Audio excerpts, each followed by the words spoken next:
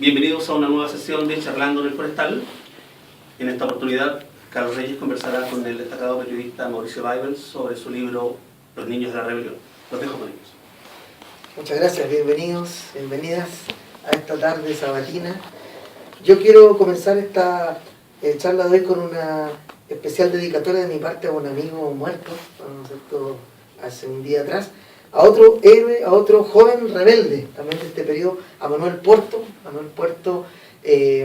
miembro del grupo contra la tortura Sebastián Acevedo, que durante los años también difíciles de la dictadura militar prestó, ¿no es cierto?, cara, ¿no es cierto?, prestó energía, fuerza a los torturados y viajó de retén en retén, de cartel de la CNI a cuartel de la CNI, gritando por los derechos de la gente que estaba atrapada ahí siendo torturada y en algunos casos asesinada. Así que mi recuerdo para Manuel Puerto, para su familia, y bueno, porque tiene que ver además con el tema que vamos a hablar un poco, Mauricio, ¿no?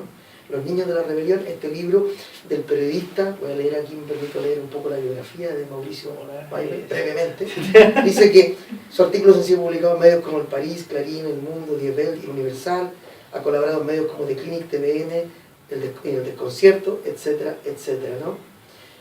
La fotografía cubierta también de Kena Lorenzini, a quien también saludamos, ¿no?, que estuvo en la presentación del libro como testigo y la fotógrafa en esos años. En esos años, justamente. Entonces, la idea fue tener una foto, porque la portada dice Los niños de la rebelión, entonces como idea siempre se pone los las, para equilibrar ese aspecto, es que la foto que buscamos eran solo mujeres, ¿ya? Porque no, el libro no aguantaba poner los, las, niños, niñas, no, entonces la forma más obvia, sensata, era poner los niños de la rebelión y la foto que solo para mujeres.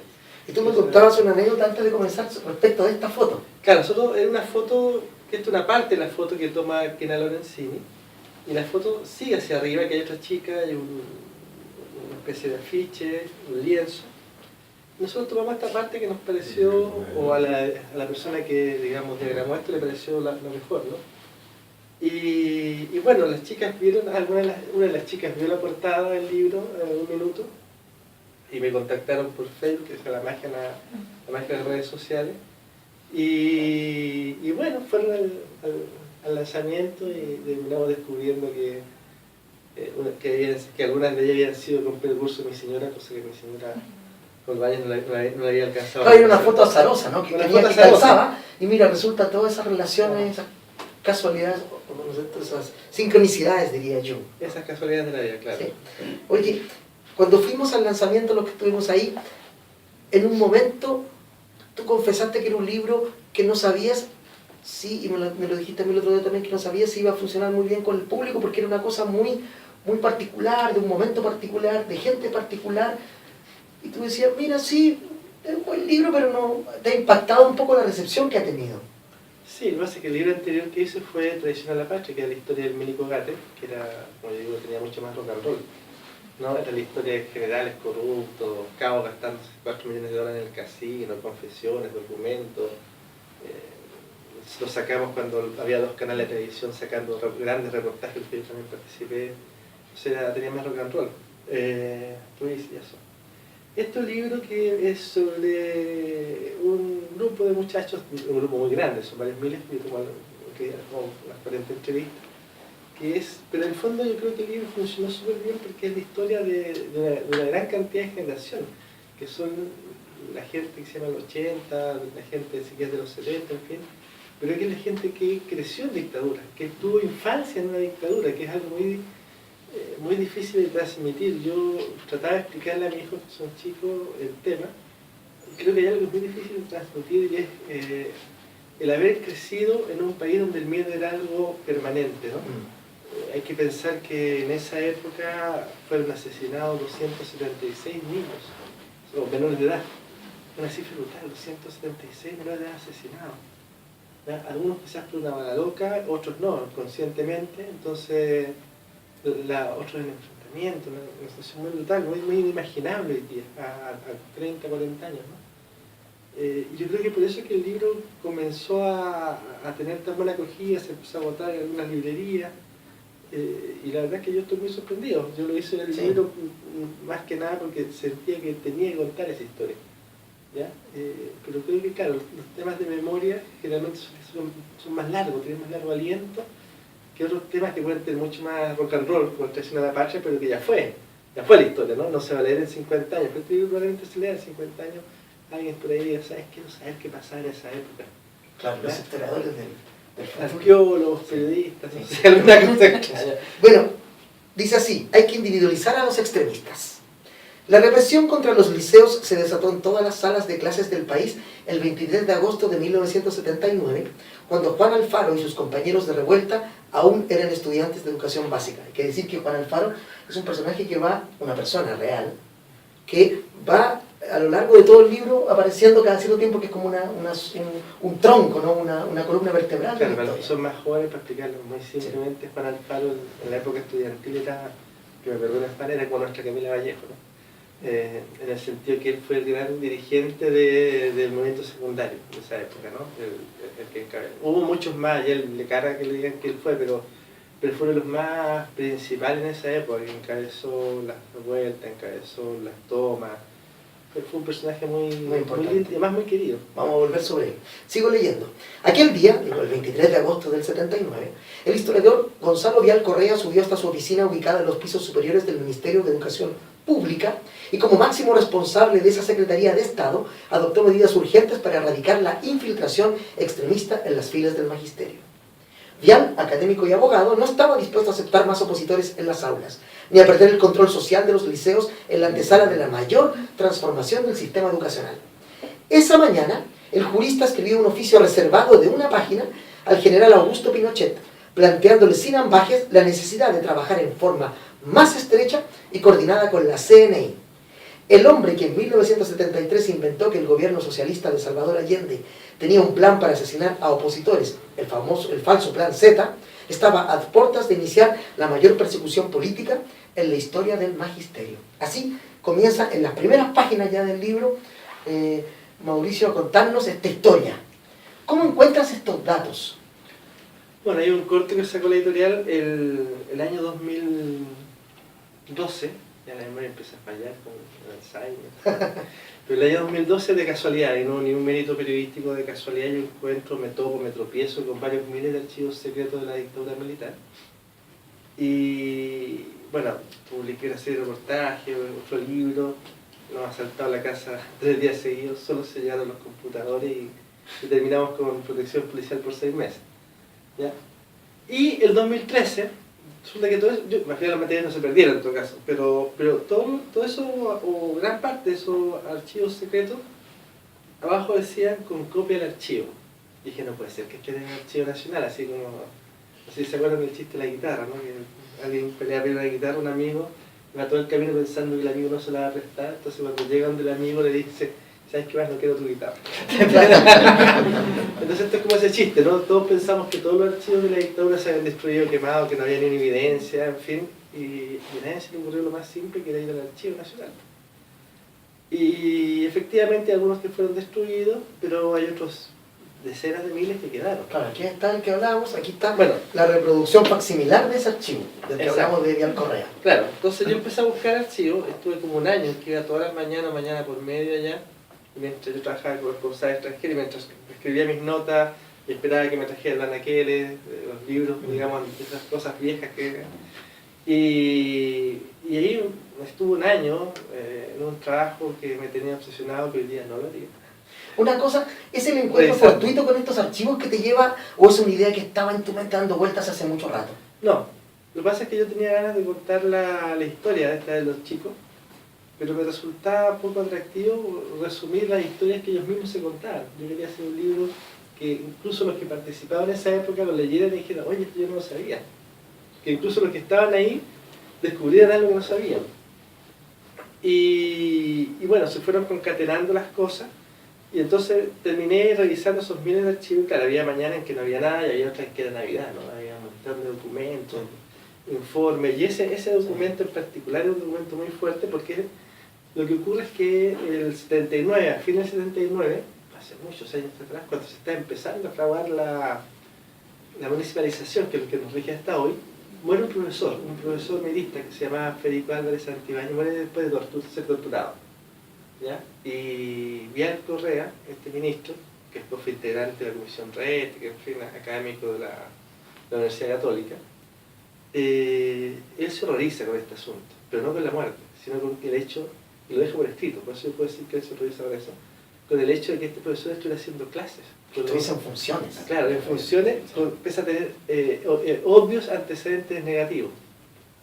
Y entonces le propone a Pinochet revisar los antecedentes políticos de los 90.000 profesores del sistema público. Y le dice a Pinochet que ya le escribió el jefe de la CNI, que era la policía secreta, para empezar ese trabajo. Y algo pasa ahí, que ya sale del Ministerio de Educación por razones nunca muy aclaradas, y quien entra a sucederlo es Prieto Falui, abogado también, y él sí empieza esa operación. Y yo vi las fichas, ¿no? O sea, vi una cada una. Y están acá, ¿no? Uno puede ver. Algunas hay ahí. Hay sí. varios al final del libro hay varios anexos de esas fichas. Claro, de algunos de sus documentos. Y no es menor que sea Prieto, porque ese tipo fue abogado integrante de la Corte Suprema hasta el 2015. O sea, alguien que trabajaba con la CNI carteándose, fue abogado de la Corte Suprema hasta el 2015, no deja de ser vital. Una cosa interesante que cuando lean el libro ustedes se van a dar cuenta, aquí lo que hace Mauricio es recordarnos un poco cosas que hasta yo había olvidado habiendo vivido esa época, hechos, situaciones, y además para quienes no vivieron la época, contextualiza muy bien lo que está pasando. Por ejemplo, dice aquí, con estas medidas, el Ministerio de Educación y todo el sistema educacional fueron incorporados a las lógicas más profundas de la doctrina de seguridad nacional, la perspectiva geopolítica que permeó a las Fuerzas Armadas latinoamericanas en el marco de la Guerra Fría. El resultado, y esto es muy heavy, muy fuerte, ¿no?, fue la ocupación cívico-militar del sistema de educación escolar chileno, condición indispensable para su propia transformación en medio de una creciente resistencia del estudiantado, ¿no? Es fuerte eso, una ocupación cívico-militar del sistema educacional. Claro, lo que pasa es que Pinochet no está muy de acuerdo, también eso está escrito. No lo dice, varias veces lo dices. Sí, no está de acuerdo con municipalizar. ¿Por qué? Y todo esto está por escrito, o sea, no es un invento mío ni que yo supongo, no. No estaba de acuerdo porque temía perder el control de los liceos. No quería que se armaran el movimiento estudiantil, entonces no quería traspasar la administración a los municipios porque iba a perder el control. Y por eso es que también se le encarga a la CNI que se involucre mucho más en la reforma educacacional. Y de hecho la CNI termina, por ejemplo, planteando cuáles van a ser los primeros 15 colegios que van a ser municipalizados, termina planteando en qué deben ser capacitados los profesores y los directores, y se capacitan a los directores en temas como guerra naval, guerra psicológica, porque un director de colegio va a estar siendo capacitado en eso, ¿no? Sí. En mirada crítica del marxismo, en fin, contraespionaje, bueno, están los cursos sí, con los temas, logré encontrar todas esas cosas. Y ahí, sin embargo, empieza esta idea de que en el fondo el objetivo era formar una juventud nacionalista leal al régimen, ¿no? Y ahí pasa algo bien curioso que quizás lo tienen anotado más adelante, pero como esto se municipaliza y después se pasa a los subvencionados, ya empieza el problema del lucro. Entonces la CNI reclama contra el lucro. Exacto. Que es algo bien insólito, porque dice, oiga, la plata que es para formar a tipos nacionalistas, leal al régimen, se la están llevando, ¿no? Que era la pelea entre los nacionalistas, que eran más estadistas, nacionalsocialistas, luego sí, de nuestro estimado de Serrano. Estamos hablando hace un rato de Serrano. Y los gremialistas, que solamente creían en el poder del dinero, ¿no? Entonces hay una disputa, y hay un oficio en que el jefe de la CNI le escribe al ministro de la y dice, oiga, ojo con el lucro. Sí. Entonces es bien interesante ver cómo va pasando todo esto atrás y que todo eso queda documentado, porque para los más jóvenes tienen que acordarse de lo que nosotros lo vivimos. De que en esa época no existía internet, no existía el WhatsApp, no existía el mail, no existían los celulares, créanme. Entonces la forma de comunicarse o el chat de esa época eran estos oficios. Los oficios eran el mail de esa época, ¿ya? Entonces, porque esos oficios que son bastante coloquiales, el mismo ese oficio en que dice, oye, trabajemos juntos con la CNI, es bastante coloquial, la forma en que lo dice, lo hace más brutal, ¿ya? Entonces es muy interesante poder meterse y ir recabando esto, ¿no? Sí, eso a mí me llama mucho la atención, sobre todo eso que tú dices de la CNI directamente involucrada en la educación chilena, ¿no? Uno sabía que estaba involucrada en el asesinato sistemático y la tortura sistemática de compatriotas nuestros, pero saber eso a mí me impactó mucho, ¿no? Otro momento del libro dice, en este contexto de obsesivo control social fue instaurada la transformación de la educación. Esto significó que cada vez que un profesor quería ser contratado en un liceo, la Oficina de Seguridad del Ministerio de Educación enviaba a la policía secreta una solicitud para revisar sus antecedentes. En cada petición debió detallarse el domicilio, la cédula de identidad y el último empleo del docente, entre otros aspectos. Claro, eso fue así, no solamente con los colegios, sino que con todo empleado público. Mira, eso partió el año 75, Pinochet le da a la DINA en esa época el poder de convertirse en una especie de departamento de recursos humanos. Entonces cada persona que iba a ser contratada en el Estado, en esa época también los profesores, tenía que tener un informe DINA, luego un informe CNI después, ¿no? Y era así, entonces no se podía contratar a nadie que no tuviera los papeles políticos, por así decirlo, limpios, que no fuera ley del régimen. Y lo que pasa es que entonces empiezan a echar profesores, los famosos profesores exonerados. Pero hay muchos profesores que quizás, y yo encontré un par, de que no sabían de que habían sido echados por esta razón. Pero no les decían que había un informe de la CNI en contra de ellos, ¿ya? Ese informe lo recibían los ministros. Y los ministros daban la orden de echar a este profesor que estaba quizás en Tiltil, quizás en Ancud o donde fuera, ¿no? Y eso es así, pues insisto, yo vi los documentos, porque alguien me contó, alguien me conoce, los vi. Son rumores. Claro, vi los documentos y fui a hablar con los profesores, algunos que le había pasado eso. Entonces venía una cosa simpática, no es simpática, es tremenda, pero es como irónica, ¿no? Y que dar cuenta que en el fondo el mal no era un mal desbocado, sino que era un mal políticamente desplegado, un mal que tenía un sentido político. Tiene una estructura, una estructura. Sí. Entonces en algún momento del año 87, ya cerca del plebiscito, Pinochet se reúne con, todo esto queda por escrito, se reúne con los encargados del Ministerio de Educación, con Paula Dino, que hoy día es directora de colegios de la Universidad Mayor, los colegios Mayor, y le dice, ya, ¿cuántos profesores hemos echado? Entonces él le dice 8.000 en general, ya echamos 8.000 profesores. Y Pinochet se enoja y dice, pero ¿cómo tanto? ¿Cómo se les pasó la mano? O sea, en la lógica, claro, había que reprimir, pero no dejar la escoba. Claro, teniendo él otra cosa peor que la... Que venía el plebiscito, no había implícito, no había que ser tan estrictos, ya estamos en plebiscito, estamos en época electoral, hay que ser un poco más bueno. Hay otra discusión que es increíble, que esté ahí, que esté escrita, una larga discusión que dura casi 2 años. Porque claro, duraban 2 años las discusiones porque esto era el chat antiguo, entonces que mandaban un oficio, que llegaba a un departamento, que lo contestaban, pero una discusión que dura casi 2 años entre varios ministerios, entre varios ministros, ¿ya? Y que discuten desde qué edad exiliar a los niños. Y finalmente queda por escrito que se deben exiliar desde los 13 años, porque a esa edad se considera irrecuperable. Que es la edad que le ponían la L en el pasaporte, ¿no? Porque Naciones Unidas les está diciendo, está bien ya, si quieren póngale la L en el pasaporte a los padres, pero ¿cómo le van a poner a un niño una L? ¿Cómo van a decir que un niño no puede entrar a su país? ¿Te fijas? Y empiezan a discutir entonces, y deciden que cuando un niño está en octavo básico es irrecuperable, que ya conoció la democracia de otros países, y que por lo tanto no va a entender el régimen que quiere. O sea, que es consciente. Sí, no, por que es supuesto, consciente. absolutamente. Lo que pasa es que nunca tenemos acceso a esa información, no sabe que quizás conversaciones así se dieron, pero saber efectivamente con pruebas concretas de qué se hablaba exactamente lo hace más aterrador, más terrible, como dices tú. Sí. Como que se trivializa o se banaliza la represión de alguna manera. Sí, yo no lo pongo en el libro, quizás lo pongo, no me acuerdo. Pero en el fondo, no con estas palabras, pero en el fondo los civiles observábamos, veíamos la CNI como, que era la policía secreta, como un grupo de tipos encargados de torturar, matar, obtener información. Pero no, la lógica militar era el destacamento de inteligencia y por lo tanto era al mismo nivel del de planificación, que era de plan, o el de control interior, que era el Ministerio del Interior, o sea, era otro ministerio, de hecho en algunos aspectos era un supraministerio. De hecho hay documentos en que la CNI, por ejemplo, cita al subsecretario a sus oficinas. O sea, los tipos van a la oficina de la CNI mientras en el interior de la CNI hay gente siendo doctorada. Claro, y ahí viene esta respuesta de los civiles de la dictadura que no sabían nada. Es imposible que no supieran porque todos los ministros, en forma diaria, recibían un informe de inteligencia de la CNI sobre qué estaba pasando en el país. Todo esto, te digo, está por escrito. Y como este país tan leguleyo, entonces los ministros que todos los meses tenían que enviar un acta de destrucción de documentos.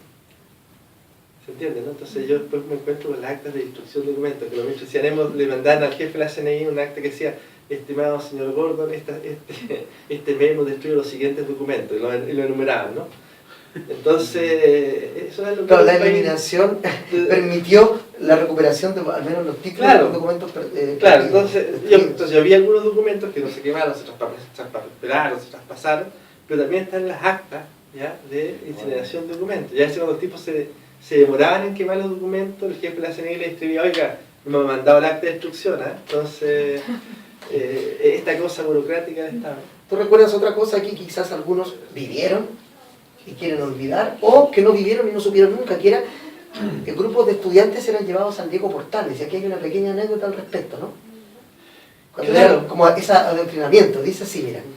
Otro momento de quiebre, por cierto inesperado, se produjo cuando uno de los estudiantes secundarios, de los que están ahí, en el Diego Portales, se paró de su asiento en el salón plenario del edificio Diego Portales y comenzó a increpar a gritos al general Pinochet, que estaba allí mismo vestido con su traje y capa de fiesta. No recuerdo qué dijo, dice un entrevistado de Mauricio, ¿no? Dice, no recuerdo qué dijo, pero unos guardias lo sacaron en andas por un pasillo. Nos impresionó que alguien pudiera hacer algo así.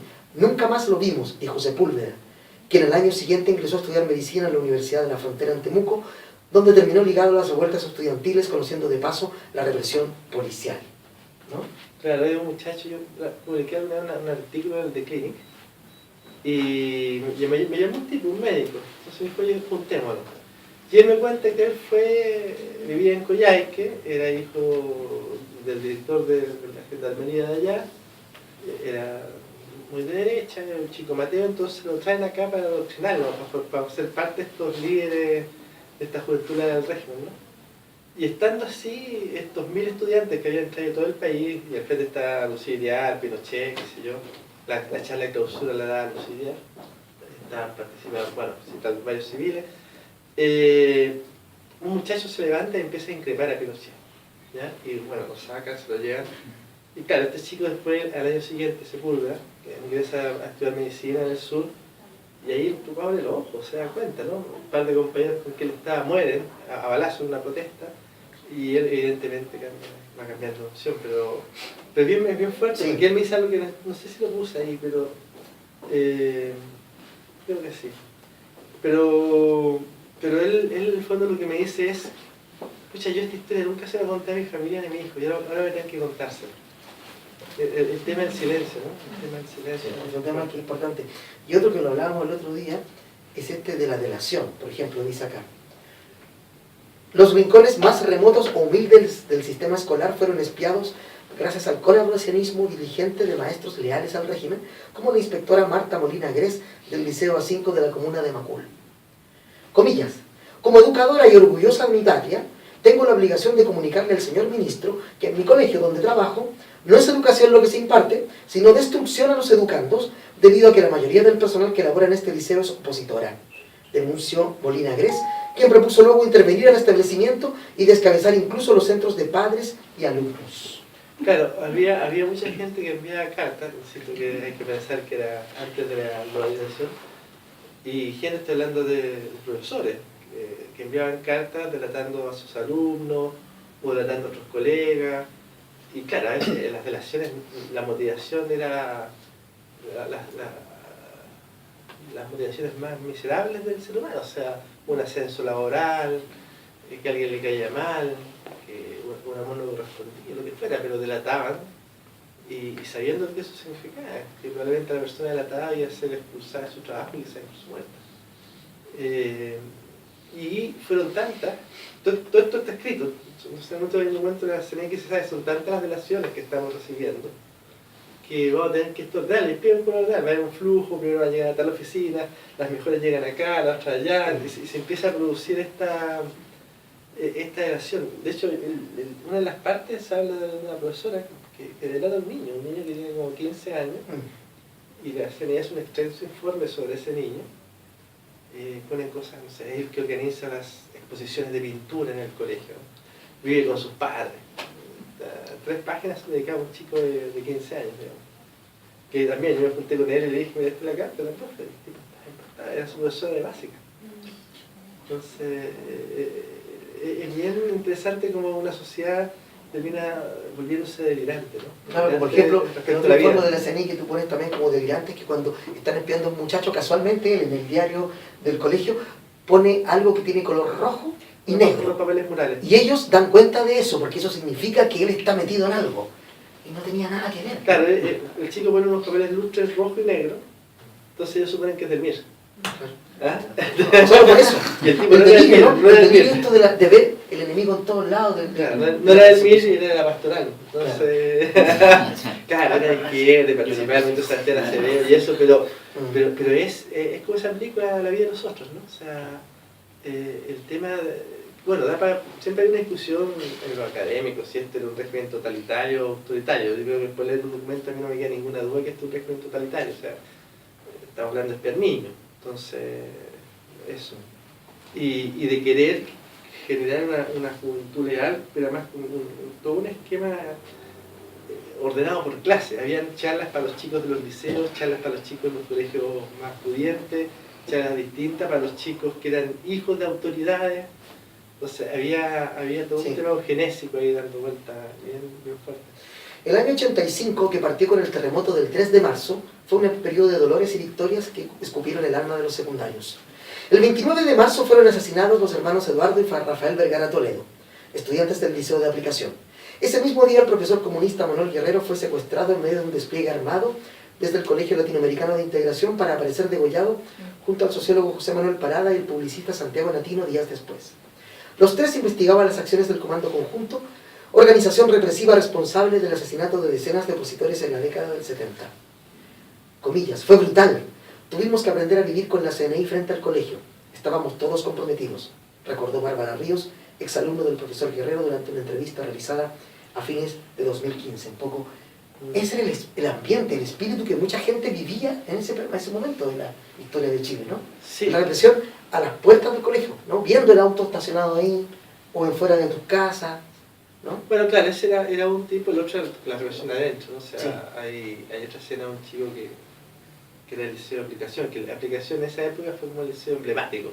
¿Ya? No fue ni el Nacional, ni el Cooperación Suiza, no, fue la aplicación, donde estaba Juan Alfaro. Y claro, en ese año 85, en la aplicación, los chicos parten, las clases un poco tarde, porque había sido el terremoto, digo que reparar el colegio, se forman, y en torno a ellos se forma todo un niño de fuerzas especiales, de Carabineros de Fuerzas Especiales. Era la señal de que este año no juegan. Pero bueno, finalmente sí, y termina formando un centro alumno, o sea, volviendo a elegir centro alumno, sale Juan, se toma en el colegio, en fin, es bien brutal, ¿no? O sea, piense que en ese puro colegio hubo 13 niños muertos, en un solo colegio, en la aplicación. Sí que sabe la historia, y claro, es bien brutal, pero y en ese colegio yo creo que por los relatos había bastantes profes que colaboraban con los chicos, había otros colegios donde era más reacio, en la 12 que se lo toma. Mira, es bien, hay una cuestión que siempre se olvida, este fue el único movimiento social que logró votar a un ministro en dictadura, que fue Arangui, que era el ministro de Educación, después la toma en la 12. No fueron ni los estudiantes secundarios, o sea, universitarios, ni los médicos, no, estos chicos de 12 y 17 años fueron los únicos. Sí, y en el libro, no, aparte de todo esto que estamos contando, y paralelamente a esta represión terrible, ¿no es cierto?, interna y externa de la que hablas tú, los muchachos empiezan a organizarse, y uno empieza a ver a través del libro cómo empiezan a surgir estas distintas organizaciones, ¿no? Y en eso también se convierte en una especie de libro de historia, finalmente, que revela, ¿no es cierto?, levanta una parte de una historia que no todos conocen, que no aparece habitualmente en los libros de historia, ¿no? Cuando se crea la Confederación de Estudiantes de no sé dónde, claro, el Colegio Tanto, hay también un rescate de ese, lo que pasa es lado. que yo creo que una de las cosas hermosas de este movimiento es que hay dos valores que están presentes y que son la decencia y el coraje. Porque estos chicos no esperaban convertirse en diputados, no esperaban, no se iban a sacar los cuchillos para una diputación en el Distrito 10. No, los chicos no esperaban ser diputados, no esperaban nada, o sea, lo que esperaban es tener democracia y algunas demandas gremiales, ¿no? Y hay una escritora, rápido sus libros, Alejandro Costamaña, que también es parte de esta generación, Sí. ya llega en algún minuto, para un documental que se hizo hace años atrás, dice como el amor verdadero, ese primer amor que ella sintió fue este colectivo, ¿no? Porque la gente estaba enamorada de lo que hacían, de su lucha, de su colectivo. ¿Ya? Nadie estaba pensando insisto, de aquí llego a diputado, de aquí soy senador, o yo quiero ser presidente en este otro. No, estaban pensando en sobrevivir, estaban pensando en cómo no los mataban, en cómo lograban zafar de un montón de conflictos. Y eso era mucho más... De hecho, le pregunté a un par de chicos que eran estos del 2011, 2006, que son periodistas, que habían leído el libro, y le dije, ¿qué les llama la atención? ¿Qué más les llama la atención a eso? Que estos chicos no esperaban a los cambios. Claro, porque no estaban pensando en eso, estaban pensando en la liberación, Sí. en la democracia. Hay algo que se dijo en la presentación del libro, que no recuerdo si fue Kena, Alfaro o tú que lo dijeron, y era que en ese momento ellos iban a una manifestación y se sentían efectivamente apoyados por el resto y eran capaces de cualquier cosa porque sabían que había un apoyo real y si me llevaban preso, ustedes iban a estar ahí apoyando. Y que hoy no sentían esa sensación. A mí me pasa un poco lo mismo, ¿eh? Yo recuerdo haber ido a una manifestación en ese momento y yo sentía el inclaudicable y total comprometido apoyo de todos los que estaban ahí. Y me sentía apoyado y seguro. Yo iba a una manifestación, hay mucha gente y todo, pero ya no existe esa relación, esa como cosa fuerte que unía a la gente más allá de una cosa meramente política. Claro, lo que pasa es que yo creo que este fue el último momento estudiantil antes de la globalización, antes de internet, antes de la segregación del sistema escolar. O sea, tú aquí tenías chicos que, no sé, la misma obligación, tenía gente que tenía mejor situación, el Axel Piquet, ¿ya? Que venía de su exilio en Italia, con otros que eran mucho más pobres, que el mismo Juan Alfaro, y eran súper amigos, son súper amigos hasta el día de hoy. Y esto te pasaba en distintos colegios, eso ya no ocurre. ¿Te fijas? Entonces es como la última experiencia de ese tipo, ¿no? Sí. De hecho, hoy día es tan así que tú no tienes una organización estudiantil secundaria única, hay dos, ¿te fijas? Y no tienen como objetivo unirse. ¿Ya? Están más preocupados de cada uno fortalecer su grupo. Acá, en ese tiempo, un tema central, pese a todas las diferencias, todas las distancias, era unirse, ser uno. ¿Ya? Es interesante lo que pasa con estos chicos, que además su acción era muy requerida también por los líderes de la oposición. ¿Por qué? Porque eran los únicos que tenían capacidad muy rápida de desplegarse en la Alameda y llegar marchando ojalá hasta la Moneda. ¿Te fijas? La gente de las poblaciones no, los médicos tampoco, los universitarios tampoco, pero la gente que está en el Nacional, en todos los colegios de Santiago, que podrían venir de otros colegios de la zona, pudieron rápidamente ocupar las calles. Y en ese tiempo la calle era muy importante y era muy riesgosa. Sí, era el espacio donde se podían decir las cosas, ¿no? Sí. El movimiento estudiantil, dice en otro capítulo, que se había nutrido de las organizaciones políticas, comenzó a resentir las estrategias y decisiones que fueron adoptadas fuera de su esfera. Los jóvenes del MIR fueron golpeados por las divisiones de sus líderes. Los comunistas comenzaron un lento camino de cuestionamiento sobre la profundidad de las formas armadas de lucha. Los socialistas giraron de la estrategia insurreccional al camino electoral y la alianza con la DC. El MJL resintió la lenta infiltración por parte de la dictadura. El mundo mismo se enrumbó hacia el fin de la Guerra Fría y de sus equilibrios. Porque hay que decir que el libro también plantea una visión bien macro, ¿no es cierto?, desde el nacimiento de estos movimientos, su apogeo, su desarrollo y luego su declive, su natural declive, ¿no?, por razones muchas como estas de las que estoy leyendo en este momento. Sí, claro, lo que pasa es que era una cuestión bien paradójica, triste, no sé, bueno, irónica, que en el fondo la Federación de Estudiantes Secundarios se logra armar en el año 86, pero estamos hablando de eso, era a puertas del plebiscito, cuando ya estaban todos empezando a pensar en ser diputados, senadores. Y por otro lado se cae el muro de Berlín y en fin, se empieza a derrumbar un montón de situaciones y los chicos quedan a mitad de camino, ¿no? Entonces los que antes eran sus líderes se empiezan a transformar en lobistas o se empiezan a transformar en asesores de empresas y se produce ahí un quiebre muy fuerte, es como un choque, ¿eh? O alguien me dijo, no recuerdo quién me dijo, mira, es como que en el último minuto el árbitro no hubiera robado el partido. Esa fue como la sensación para algunos. Otros no. Mira, lo atractivo de ese movimiento es que fue tan diverso que tú hoy día te encuentras que de que algunos que participaban ahí, tres terminaron como ministros, ¿cachai? Otro terminó como músico de urbana, Claro, otros terminaron, el Dago, otros terminaron, bueno, como académicos, otros terminaron como obreros, o sea, fue muy diverso, ¿ya? Y un poco eso también está ahí recogido, ¿no? Creo que fue... Y era porque era un movimiento muy heterogéneo, ¿te fijas? Era muy heterogéneo, y eso le da un valor muy especial. Otros fueron profesores, otros terminaron implicados en alguna de los hechos más complejos de las últimas décadas, el Negro Palma, que participa en el asesinato de Guzmán. Otros terminaron en las FARC, y hasta hace poco participando en el proceso de paz. O sea, es un movimiento que terminó en muchos lugares del planeta finalmente. Fueron unos chicos que en algún minuto empezaron a tener, yo me acuerdo, a los 15, 14 años hablando de Bakunin, hablando de Marx, de Engels, de miles de cosas, ¿no? De la Rosa de Luxemburgo, de la Generación, en fin. A los 14, 15 años empezando a usar armas, algunos a los 13, que terminan reunidos con Gorbachev y Fidel Castro, que es algo bastante delirante para la época, insisto, una época en que no todas las casas tenían un teléfono. Sí, por ejemplo. ¿Ah? Entonces, eso ponerse de acuerdo para reunirse también. Claro, no se mandaban mensajes de voz. todo tenía que ser cara a cara. Entonces finalmente terminaba siendo bastante más fraternal, creo. Sí, yo creo eso también. Sigamos. El libro, como lo dijo al principio, él va y viene en los años, así que de pronto vamos a volver al 80, después estamos al final, ¿ya?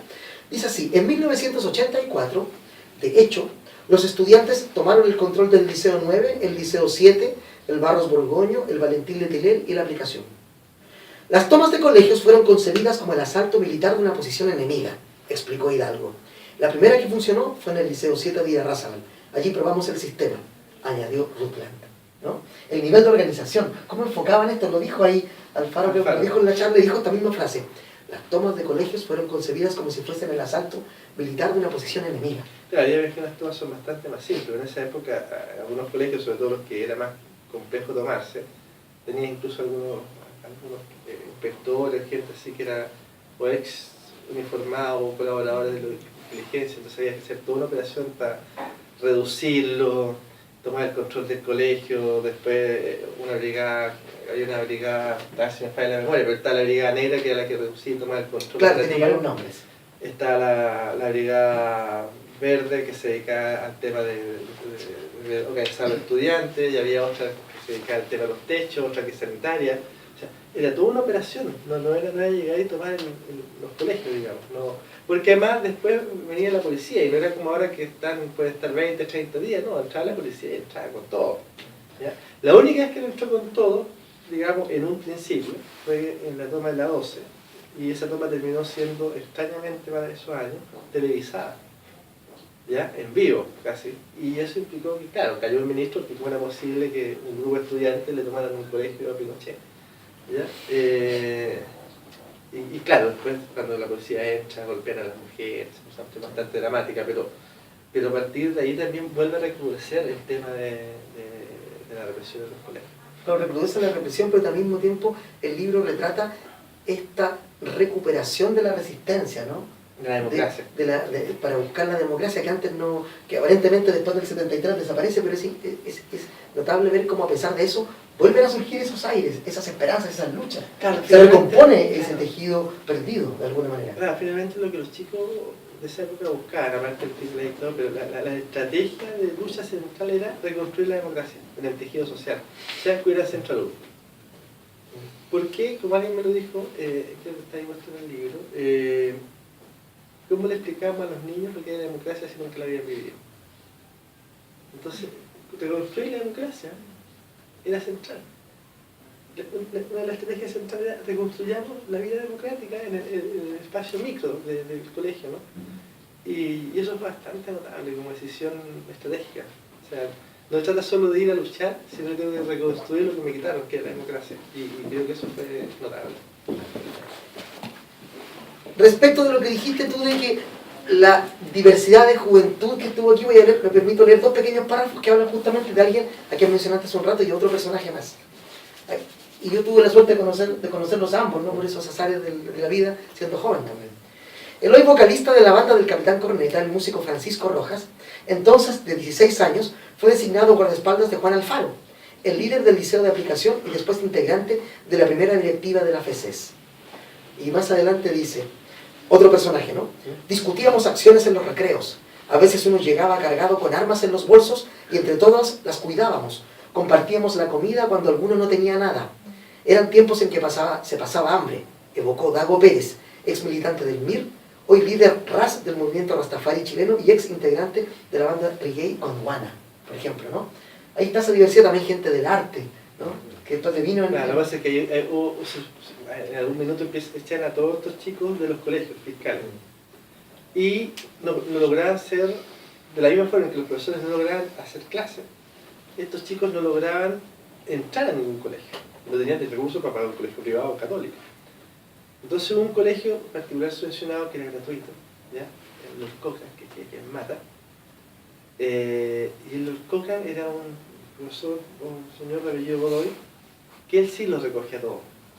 Entonces se da la casualidad de un minuto que el año creo que 86, si no me falla la memoria, en el mismo curso está el jefe del MIR de la enseñanza media, el jefe del Frente Patriótico, el jefe de la Pato Militar de las Juventudes Comunistas, todo el mismo curso, o al menos el mismo colegio también, ¿ya? Del Flautaro. Entonces, claro, por querer sacarlo, finalmente que terminaron todos reunidos en un lugar. Y por eso esa escena que puede parecer delirante, entonces, claro, llegamos con armas, con fusiles, con pistolas, a hacer uno no había almorzado en la mañana, porque era pobre, entonces decían, yo tengo un pancito de bombillo, qué sé yo, mientras pasaban las balas. Entonces es bastante delirante esa historia, ¿no? Porque ahí también uno tiene que hacer una reflexión y decir, a ver, estos chicos tenían 14, 12 años. ¿En qué estaba el adulto que le pasaban armas? ¿Me fijas? Hay ahí también una reflexión que hacer. Yo un poco la planteo, pero el sentido del libro, yo narro una historia, el sentido del libro es que la gente sea quien saque las conclusiones, no yo pontificar sobre eso. Pero creo que, claro, uno cuando lee con tiempo y distancia dice, bueno, esto es una locura. Pero claro, es una locura vista desde hoy. Pero decía alguien, pero también el contexto era brutal. O sea, si hoy día yo fuera un padre que vive en Palestina y tengo un niño de 10 años, no puedo sino explicarle a ese hijo cómo tiene que parapetarse o defenderse si empiezan las explosiones. No hacerlo sería irresponsable. Entonces, claro, estos chicos empiezan a adquirir herramientas de autodefensa para las marchas, para evitar que los tomen detenidos, para hacer arrancar, pero eso de repente va escalando, ¿no? Sí, sin darse cuenta. Sin darse cuenta, ¿no? El conflicto, la locura de la sociedad, la locura de los adultos, va escalando y se transforma en esta vorágine, bueno, que deja a muchos chicos muy, muy malheridos también. Sí. Sobre eso, algo que tiene algo que ver con lo que acabo de decir, aunque se diferencia un poco. Dice así en otros momentos del libro. Desde 1987 y sobre todo en 1988, también comenzaron las operaciones de diversos grupos y unidades para robarse armas y otros recursos. La disciplina de los años anteriores se dio paso a la improvisación y a veces a la irresponsabilidad.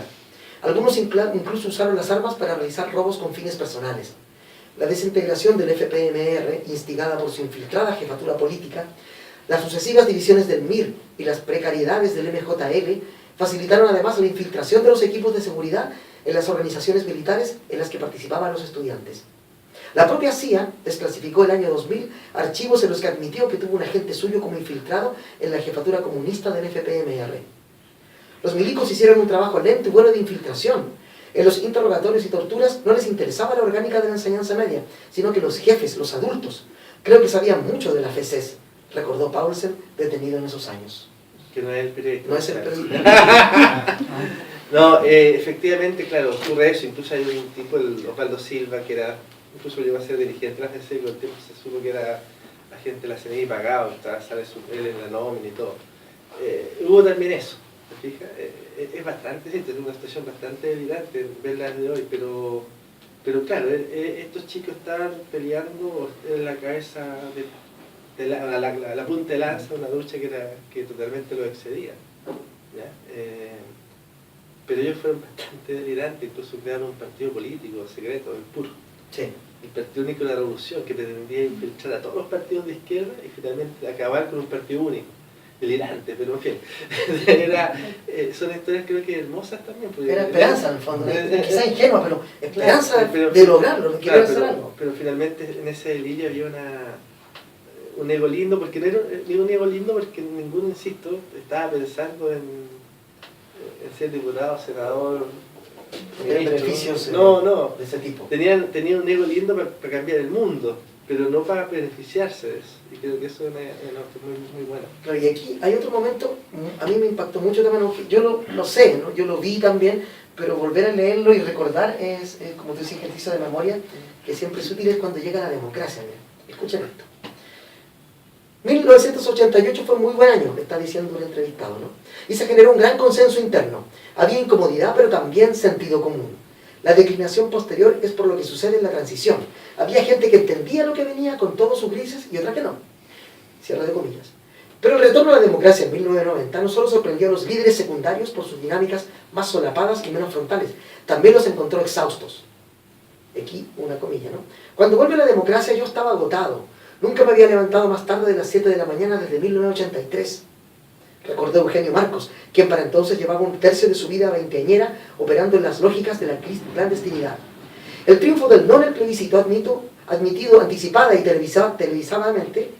televisivamente, la noche del propio 5 de octubre por el general del aire Fernando Matei, fue sin embargo un hito inexplicable para otros, producto de las dispares visiones políticas.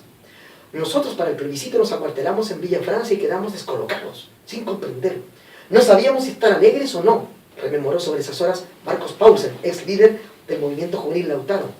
Creíamos que la dictadura se iba a prolongar y que vendría un choque frontal, una guerra insurreccional de masas. Estábamos preparados para eso, para la guerra, ¿no? Claro. Fíjense ahí, ¿no? Entonces, lo interesante de tu libro es que empieza con esto, despertar, el desarrollo, y luego vienen estos momentos en donde la caída y la sorpresa, ¿no? ¿Qué está pasando? Yo recuerdo discusiones muy fuertes en ese momento en que grupos se disolvieron justamente por algunos decían, sí, viene la democracia, otros, no viene la democracia, ¿no? Esto es una mentira, y se dividían, y eran peleas frontales y duras. Sí, claro, efectivamente, yo creo que gran parte o muchos de esos chicos estaban dispuestos a ir a una guerra y a morir ahí. Y se produce una salida que es distinta, que es una salida que nos mete en una transición que dura años, y que finalmente lo que implica esa transición es que los beneficios económicos para Pinochet y para los militares no se tocan, y lo estamos viendo hoy día. O sea, militares que tienen 4 pensiones, que no una ni dos, 4, algunos con pensiones de invalidez y tú lo ves caminando, por 6,8 millones, te fijas, todo el tema de las armas, o sea, del año 2000 hasta hoy se destinaron, a ser más preciso, 16.000 millones de dólares de armas, una cifra gigante. Para que se hagan una idea, con eso se pudieron construir 1.000 colegios de excelencia, o sea, todos los colegios que el país requiere, se pudieron construir los 40 hospitales que el país requiere, se pudieron construir los 15 embalses que se requiere para la seguridad hídrica del país, se pudieron construir todas las viviendas que faltan para los campamentos y que había plata. Y se destinó una gran cantidad, la mitad de eso, a comprar metros, 5.000, 6.000 millones de dólares que están emposados sin destino, sin gastar en Estados Unidos, que además son secretos todavía, ¿ya? Es el famoso Fondo de Contingencia Estratégica. Y claro, esa fue la salida y hoy día estamos viendo los costos de una salida que definitivamente, a ver, una de las cosas de ver estos documentos es que uno ve que la dictadura se sentía derrotada, ¿no? Pero fue un póker y la oposición democrática se tragó el póker, ¿eh? Me blufearon y yo me la creí, ¿ya? Yo siento que un poco eso. Es duro ese momento. Además no solo pasa eso, pasa lo siguiente, dice, ¿no es cierto?, en el libro. Pero no solo la educación fue transformada radicalmente, como ya vimos en esos años, el propio mundo dejó de ser el mismo. Samuel Guajardo, ex alumno del Liceo de Aplicación, cree que no solo se esfumó la Guerra Fría. Lo que siempre me ha dado vuelta, dice Guajardo, es que siento que me perdí una parte de mi vida. Lo que siempre me ha dado vuelta es que siempre perdí una parte de mi vida, que me correspondía vivir como joven, que me la robaron. Miro para atrás y me da terror ver que éramos niños y que ya había muertos. Es decir, hubo niños a los que les pasaron un arma, a mí una organización. Y yo quería ser actor. Ya había estado en La Mamá Rosa, en el Teatro Antonio Varas. Pero no solo desapareció el mundo en el que crecieron los secundarios de esos años, germinó además otro muy distinto. Comenzamos a vivir una democracia en cámara lenta, reflexionó a su vez José Sabat, el ex líder de los secundarios de la Juventud Demócrata Cristiana, que es un poco lo que acabas de decir. Es bien fuerte el turco Sabat, como le decimos, porque Sabat era de seco. Entonces que él diga que esto fue una democracia en cámara lenta, o sea, es bien fuerte. Pero yo creo que así fue, ¿no? O sea, pero insisto, hubo distintos caminos, ¿te fijas? Algunos de estos chicos también terminaron trabajando bien o mal con Enrique Urrea, en fin, y después tomando otras opciones. O sea, fue bastante plural. Yo no soy nadie no estoy diciendo que sean buenos, no, estoy diciendo que fue un movimiento plural y que la vida los llevó a muchos lugares, ¿te fijas? Eso. Claro, y recuerdo la historia, no la puse acá, pero recuerdo esa historia de alguien que está preso, creo que Alfaro, ¿ves? Cuando está preso todo el tiempo, cuando sale, ya el muro de Berlín ha caído y no existe el socialismo. Claro, Juan se acabó todo, sale y es otro mundo el que lo recibe. Juan lo toman preso el 89, como el 8 de noviembre, él dice entra a tortura el 8 de noviembre, y cuando sale se ha caído el muro, no existe el socialismo, y él tiene control de una tortura. Entonces se acabó todo, ¿te fijas? Y ya se negoció es bien brutal esa parte de la historia, es bien brutal. Es bien brutal. Sí. Y hay otra cosa también que a mí me impactó mucho, que es esta, casi ya al final del libro. Nos hemos ido saltando hay más cosas en el libro, ¿no? Estos son algunos momentos para que tengan ustedes el panorama más completo. Dice así: esa operación cruzada por muertes, traiciones y abandonos se mantuvo hasta fines del régimen militar, cuando varios escolares ingresaron al servicio militar obligatorio y las escuelas matrices de las Fuerzas Armadas con la orden de ser agentes encubiertos. Yo estuve en la Escuela de Especialidades de la Fuerza Aérea. Hice el curso de comando y me enseñaron a reprimir, a hacer guerra callejera. Sabía que iba a tener que ir contra mis compañeros, pero había que comérsela, recordó para este libro Aldo Gómez, un sobreviviente de las operaciones de infiltración efectuadas en la década de 1980. Me hace una cosa que encuentro más delirante, sí. O sea, chicos de 16 años, como si fueran agentes, entre comillas, del Mossad israelí, yendo a infiltrar las Fuerzas Armadas. Creo que es bien delirante. Otro día estuve, chateando, no hablando, vía Messenger con el Aldo, que es bien brutal porque él ingresa a la Fuerza Aérea, y está los comandos de Fuerza Aérea, se entrena, empieza a hacer las mejores antigüedades, qué sé yo, sale a reprimir, en fin. Pero él lo hace como un agente, ¿te fijas? No es que reprima porque él quiere reprimir, sino que un espía. Claro. Lo que él tenía que hacer en ese momento es tratar de ver cómo era el ánimo en la tropa, no tenía que hacer mal, él no estaba para tener grandes informaciones, era un simple, lo que hacía como está el ánimo. No tenía informaciones de peso, ¿no? Claro. Y en algún minuto su hermano que trabajaba para la CNI lo delata. Entonces, lo toma, saca la cresta y al final el coronel que está acá en la unidad de la Fuerza Aérea dice: ¿sabes qué más? Ándate y no te entrego a la CNI, pero te vas. Y Aldo se va y afuera, en vez de encontrar la contención de su grupo político, encuentra la traición. Intentan incluso matarlo. Claro, piensan que él los ha traicionado, ¿no? Sí, no sé, yo no tengo tan clara esa historia al detalle, digamos. Los hechos son que sí, intentan... finalmente Aldo termina yéndose a Estados Unidos, donde vive, es ciudadano allá, y lo increíble es que... Bueno, yo terminé el colegio hacia el año 2000. Porque los profesores le habían hecho la vida imposible, los profesores conservadores, para que no pudiera terminar el colegio. 3 meses antes de su graduación en cuarto medio tiene que renunciar al colegio. Y cuando vuelve el año 2000 son los mismos profesores, ninguno le pide disculpas. Claro, eso lo dice acá. Claro, está en el fuego cruzado tanto de sus propios camaradas como de los de la gente de derecha, ¿no es cierto? Y él está ahí. Entonces claro. Es una vida que estaba ahí. Pero la historia más fuerte, la otra historia muy fuerte es la de Karate, que es un chico que a los 16, 17 años lo mandan relegado a Toconao, o sea, lo arrancan de sus padres y lo mandan a Toconao al desierto. Entonces uno cuando lo mira para acá dice, pero es brutal. Aquí hay otro caso, ¿no? Parecido a lo que estamos hablando. El proceso de reclutamiento se demoró y entré al final en mayo del 87. Poco después de la visita de Pablo II. Estando además adentro, pasé a la Escuela de Especialidades, narró Gómez, dice. Gabriela Martini cuidadosamente comenzó a operar con el otro estudiante del Liceo Industrial Chileno Alemán. Como su enlace, dice Gabriela, lo acompañé a fiestas con los militares para sacarles información sobre sus condiciones de vida en los cuarteles. Iba como su amiga, no como su pareja. Bailaba y coqueteaba con los pelados. Luego hacía reportes de los diálogos, de sus carencias, de sus castigos. Por cierto, yo inventaba toda una historia de mi vida y jamás les di mi teléfono. Son historias extrañas, ¿no? Como espionaje, pero un espionaje pequeño. Estamos hablando de chicos de 15 y 16 años, insisto en que no sí. perdamos la perspectiva de eso. Sí, sí, sí. Y que están yendo en esas tareas, ¿no es cierto? Les envían en esas tareas, ¿no? Es así. Pero faltaba el tiro de gracia. Luego de meses conviviendo con el abandono y la desesperación, Gómez se encontró casualmente con 2 conocidos compañeros de militancia, en lo que hablábamos recién, ¿no? Ambos eran miembros del FPMR. Los mandaron a matarme. Me los encontré en la calle, cerca de mi casa. Los saludé y les pregunté en qué estaban. Me dijeron que debían matar a un soplón. Les pregunté dónde vivía, para alertar a los vecinos.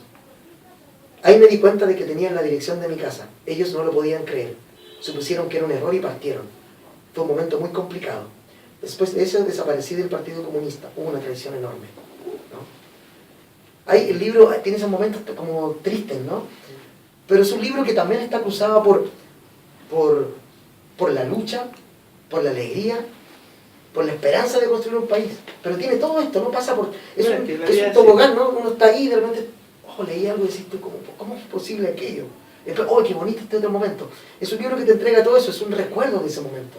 A mí me parece muy valioso desde ese punto de vista. Sí, claro, es que finalmente la vida es eso. O sea, la vida tiene tristeza, tiene alegría, tiene error, tiene triunfo, tiene camaradería, tiene tradición.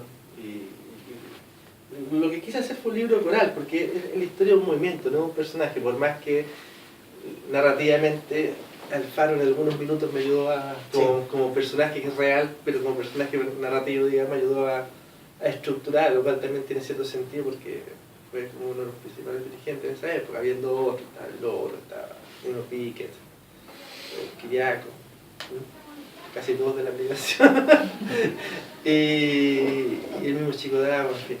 Pero claro, es un libro que es coral, es bien coral, fue dar entrevistas, fueron muchos documentos, yo tengo que revisar unas 50.000 hojas de archivos secretos. Hay algunas que no tenían sentido que fueran secretas, las tonteras, pero había que verlas, había que revisarlas. ¿Pudo ser un libro más largo incluso que con toda esa información? ¿O tú crees que aquí está condensado perfectamente todo lo que pensaste, encontraste, sentiste? ¿O hay más?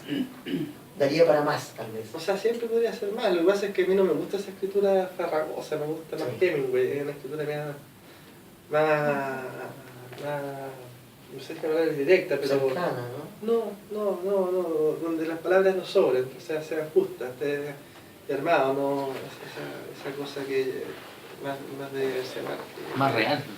No, pero es que... Menos lucimiento del que escribe, dicen tú. Sí, esa cosa de que entonces llegó y el cielo estaba verde porque el verde significa que no sé... No, por favor. Menos literatura, más datos, dicen tú. Sí, no, hay otro tipo de literatura, si tú vivís, no es solo datos, porque en el fondo Hemingway tiene un cuento fantástico, leanlo, Los asesinos, que es un cuento en que no pone nunca un adjetivo, de hecho te no pone adjetivos también, y es un cuento en que te muestra toda la historia y vamos, ¿ya? Eso, es una forma de escritura, no digo que la otra sea mala, pero la que a mí Es la que te acomoda. La que a mí me acomoda después de tantos años trabajando de corresponsal extranjero, eso. Mauricio, cuando estabas en el lanzamiento hay un momento que te emocionaste mucho. Sí. ¿Por qué? ¿Qué pasó ahí? Bueno, ¿Hay una cercanía con el tema? ¿Tú como lo que joven pasa en es ese que momento? el libro surgió como... Yo sabía que no iba a hacer eso, digamos, al principio supe que no quería hacer eso, pero el libro surgió, hablando con el Chico Dago, que es un rasta. Sí. Un príncipe rasta. Con Dago hablando que él quería hacer un libro, o me pedía que hiciera un libro sobre los chicos que habían muerto. Pero yo no le encontraba mucho... me parecía que quedaba en el aire de hablar de los chicos muertos sin hablar de por qué, o el movimiento, o el resto del entorno. Para mí, quizás estoy equivocado. Y tampoco entonces empecé a darle vuelta, y ahí dije, tampoco es que la historia sea de contar la historia que cuando a veces nos juntamos. Y ahí entonces aparecieron estos archivos, no aparecieron, eso hubo que buscarlos largamente, revisarlos, quise fotocopiarlos, poder leerlos. Y ahí se armó el libro, ¿te fijas? pero que es un libro que también trata de reconstruir una época, ¿no? Por eso que te vas a encontrar de repente que hablamos de Irán, hablamos de otras partes, Sí. pero Contextualiza. reconstruye una época, reconstruye el tema del hambre. El hambre es un tema que hoy día es muy difícil quizás de explicar para muchos chicos, o para muchos que lean el libro, que tengan el dinero para comprar un libro, ¿ya? Pero el hambre era algo devastador en esa época, o sea, hubo marchas del hambre, o sea, no, aquí hoy día hay marchas no más AFP, pero hay marchas del hambre, ¿entiendes? O sea, yo tengo plena conciencia que se vendía el azúcar por octavos, ¿no? Y se vendían estos sachets chiquititos de aceite. De asiento, ¿se acuerdan? Pero, o sea, imagínate lo que es El vender cuarto de La aceite. bolsa de té. el té por bolsa. ¿Te fijas? Te estaba hablando de un mundo bastante distinto, ¿no? Entonces, es importante que tú contextualices, no en larga contextualización, pero basta hacer un párrafo, un par de palabras y para que alguien quede bien, ¿no? O sea, es por un tema de estilo. Pero, eso. La verdad me sorprendió, porque claro, los libros, mientras uno lo escribe, son como un hijo, que está ahí creciendo. Y cuando ya salen, hasta uno se ve distinto. ¿Ya? Yo cuando tengo el computador es un libro, cuando está impreso siento que es otro, y cuando ya sale es otro. Además que ya no me pertenece, o sea, el momento que sale ya le pertenece al lector. Que es algo bien brutal, porque cada cual ve lo que quiere ver en el libro. Entonces gente dice, oye, otro, y yo no les digo a nadie, yo pensé otra cosa, pero bueno, pero cada cual ve lo que quiere en los libros y sí, yo creo que lo que pasó con el libro esta semana es que mucha gente lo leyó, a este no el libro, le recordó esa época, ¿te fijas? Le recordó ese mundo, y a otros, les permitió, más jóvenes, les permitió como decir, wow, esto existió. Nadie me contó esto, nunca. Claro, ¿sí? ¿Te fijas? Entonces creo que ese es el valor que tiene el libro, un libro de memoria que narra lo que le sucede a un movimiento, pero también narra cómo se construye la educación que rige hasta hoy. Sí, eso es importante. Aquí La están construcción las íntima. bases de lo que hoy tenemos. Claro, ahí está cómo se la construcción íntima, ¿te fijas? Sí, Eso. me permito sobre eso, justamente leer el último texto que tenía pensando en eso, lo que pasó ahí, que todavía sigue mientras ustedes preparan algún comentario o pregunta, ¿ya? Dice así. El régimen bajo el mando económico del ministro de Hacienda, Hernán Vigi, procedió a privatizar la Compañía de Acero del Pacífico, las eléctricas Endesa y Enersys, la azucarera ANSA, la aeronáutica LAN y las telefónicas Entel y CTC. Todas estas empresas quedaron en manos de personeros cercanos al régimen, como José Jurasek, Julio Ponce Lerú y Roberto de Andraca, además de grupos económicos como los Hurtado, Vicuña, Fernández León y Perta. Estas operaciones, efectuadas sin licitación alguna, generaron pérdidas al fisco por más de $2.000 millones de la época, según diversos estudios. La dictadura, consciente de los escollos sociales que afrontaba, aceleró su programa de reformas neoliberales, desatando la mayor escalada de protestas hasta entonces conocida.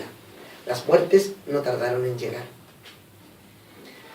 Ahora la conversación, para que conversen con Mauricio, preguntas y comentarios, por favor, adelante.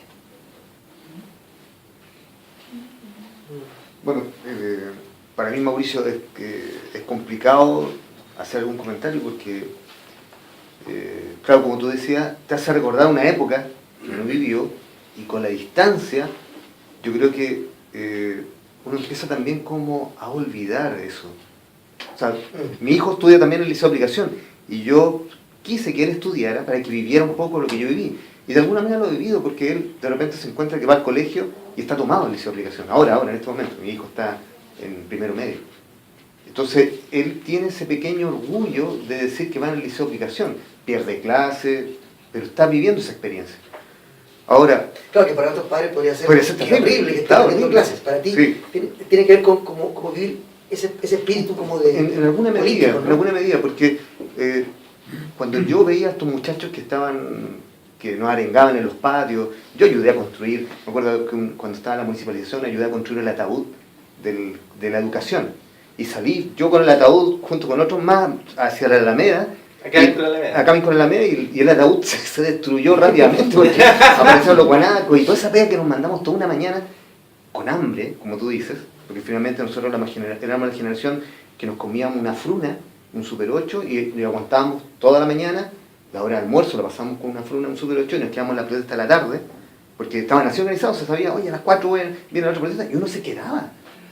Claro, esas cosas mi hijo no la ha vivido, pero yo creo que un aporte tremendo de tu libro es que además contextualizas con esos archivos. Yo creo que uno no tenía esa información en esa época, para nada, y yo creo que ahora tampoco. Recién ahora va a empezar a salir a la luz cómo había una planificación del Estado para destruir esta generación.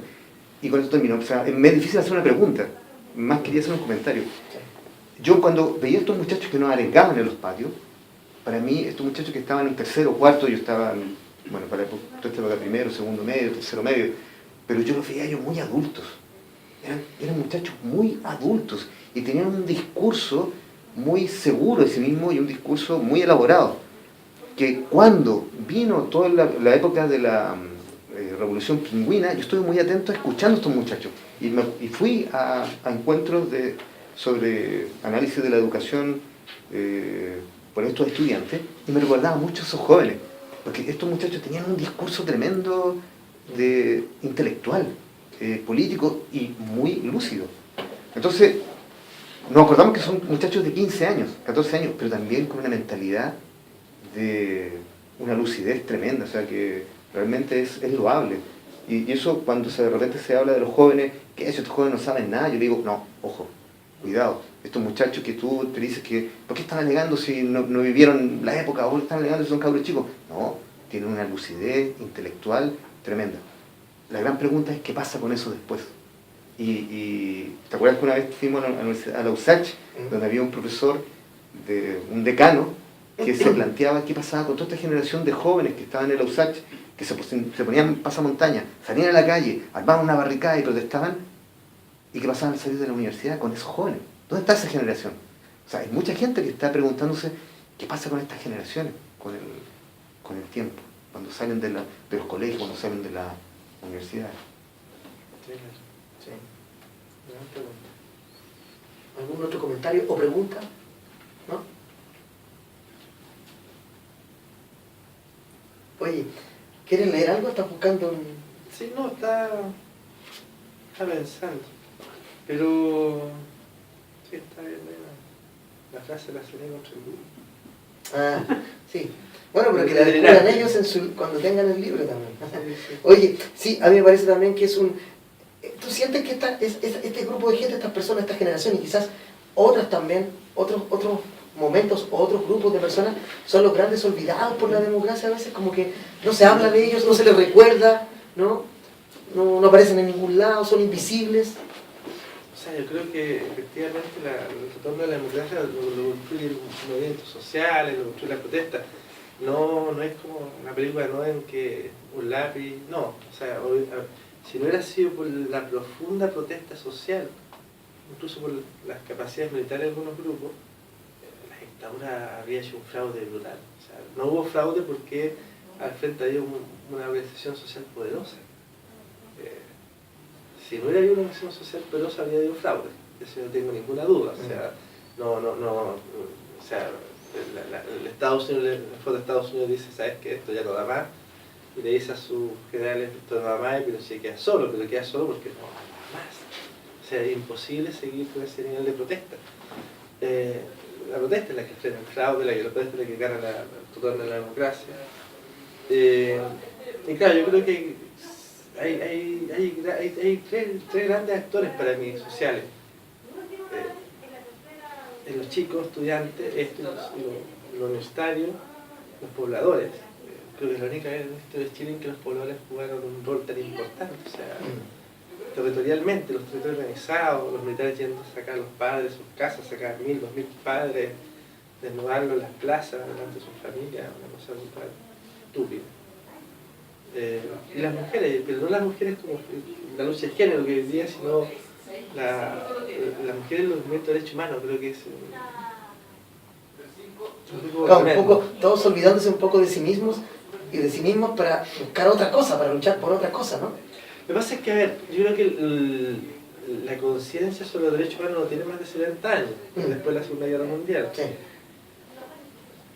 Y la conciencia sobre la memoria, y sobre la conciencia de la memoria, valga la redundancia, es muy reciente, desde ahora. O sea, solamente para ponerlo en perspectiva global, digamos, en todos los regímenes, procesos sociales que hubo este tipo de situaciones, entiéndase Timor Oriental, Indonesia, la Unión Soviética, Sudáfrica, Ruanda, Paraguay, Uruguay, Brasil, los únicos países donde hubo avances en memoria, justicia y verdad fue Chile y Argentina.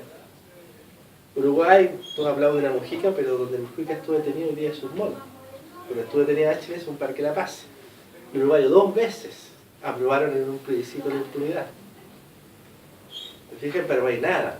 Acá vamos a los 150 detenidos. Uno siempre quisiera más. Uno siempre pero quisiera se ha más. hecho algo. Claro, o sea, yo llevo 41 años con el caso de mi padre que tenía desaparecido, recién hace un mes y medio atrás, recién logramos el fallo de primera instancia. Entonces uno decía, ya, pero puede estar enfurecido, sí, de acuerdo, pero piensa en los paraguayos donde no hay nada, piensa en los uruguayos donde no hay nada, nada, cuando es nada. Los brasileños recién ahora están tratando de hacer algo de informe, en España nada, Alemania o algo, solamente que fueron derrotados, pero fue un juicio en Nuremberg y nada más. Y claro, después ahora salen de repente a encontrar un tipo de 96 años, pero entre tanto no hubo nada más, no hubo un juicio a los civiles. Muchos de los generales de la SS siguieron cooperando con la inteligencia y el ejército alemán. Entonces... Oye, hubo ministros nazis, Sí. hasta el gobierno de Kohl. Sí, Todavía hay sí, ministros. entonces, Sí. porque fue toda la sociedad alemana nazi. Entonces lo que sucedió en Chile y Argentina, y que sucede en Chile y Argentina, que en muchas ocasiones en el caso de Chile fue a contrapelo del poder, o de los grupos de poder, tiene un valor en la historia de la humanidad que es tremendo.